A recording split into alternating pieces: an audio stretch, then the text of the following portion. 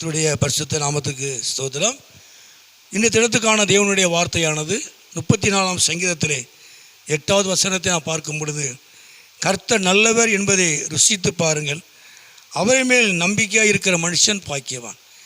ஆண்டவர் கர்த்தர் நல்லவர் என்பதை ருசித்து பாருங்கள்.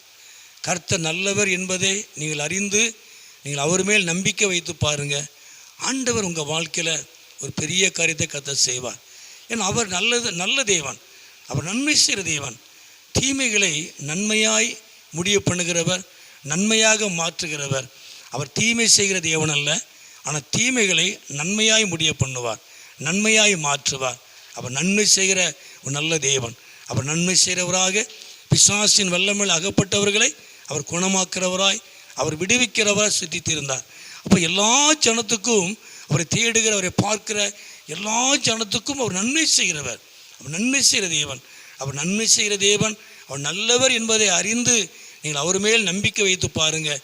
நிச்சயமாய் உங்கள் வாழ்க்கையில் நல்ல ஒரு ஆசீர்வாதம், நல்ல ஒரு பலன் உண்டாகும்.